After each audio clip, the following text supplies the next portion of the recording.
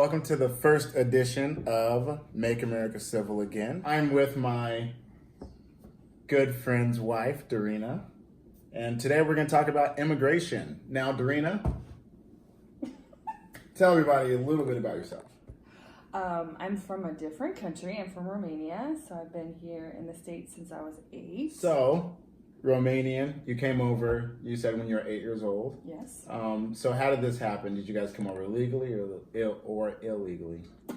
My parents applied for a visa, and it took them 5 years to get their visa, and then we came here legally. You have to understand that when you live in a third world country, it's like everybody's dream to come to America. Mm-hmm. So it was something that my parents and everybody else, that's just the dream that you have. Like, why America though? Like, why not just not from a third world country to a first world? Why America specifically?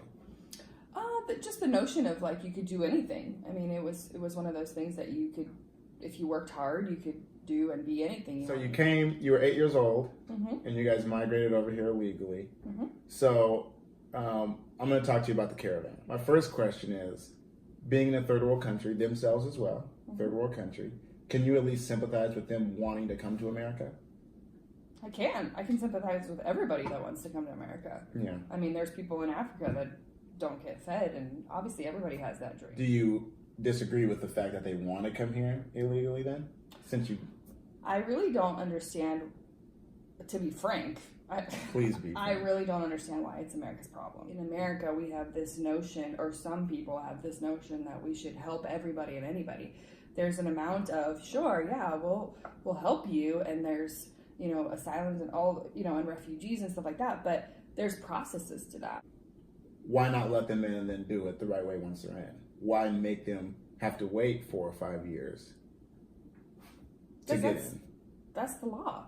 Like, I mean, yeah. It sucks that you are next to the country that has that law, yeah. But that's the law. I don't understand why we have this notion of, it's like, oh, we'll do it. And I at the end of the day, is who's paying for that? Right. What I hear you saying is pretty much because they're not abiding by the American law already. That's what they need to do first. So you're not against anyone coming. It's just coming the right way. No, I'm not against anybody coming here. In fact, I have family members that came here illegally. Every decision that we make, there's things that come after that. There's reactions to that.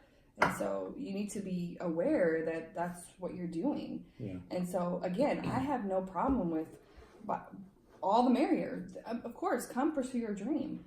But there's processes to that. Because, again, it's not free. Yeah. If you come here illegally and you do all these things and you make all this money, but you're not paying any taxes, you're not doing anything for the country as far as, like, putting in your weight, then who's paying for you? Everybody else that is, Yeah. And so I'm loud and proud that I'm from a different country, but I'm a citizen here, and I pay the taxes, and even when my parents weren't citizen, we had all of our documentation and we paid taxes and we did all those things. And so, frankly, I can't justify just do whatever you want. But that's the notion that we have now. It's like, oh, well, free for all, and it's. Well, the free-for-all has to still be paid. So then what do you say to other fellow Americans mm-hmm. who feel like these people are entitled to come into, it's their country too, right? Left, if you're on the left side or the right side of this whole debate, like the left is saying that it's their country too, and they feel like they should be able to come in. I would question again, what does that look like? Yeah. Who pays for that? Yeah.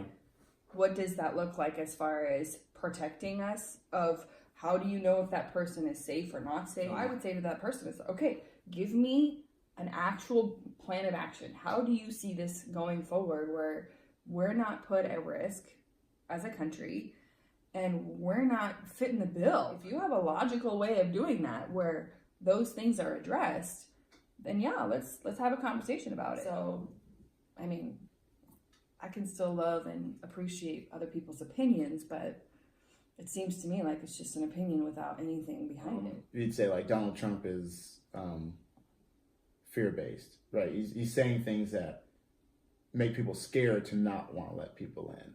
Like, and then they go on to say that like most of them are women and children who aren't going to harm anyone anyway. From what we've experienced as a country, we're not liked very much. Yeah, Let's be real, you know? And so we don't know people's motivation. Mm-hmm. We're not in a place in this day and age where we can just be flippant about letting anybody in our country. I get that America is great and you can do great things here, but are we at fault, or are we responsible for where you were born? Yeah. Like, sorry. Like, and again, you have the opportunity to come here legally.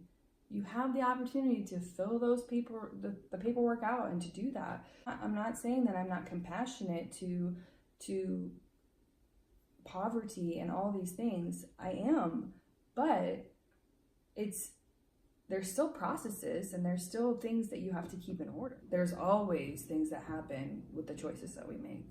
Yeah. All the time. All right. Well, thanks once again. I really appreciate your time. And for all those who are watching, don't forget to subscribe and hit the notification bell.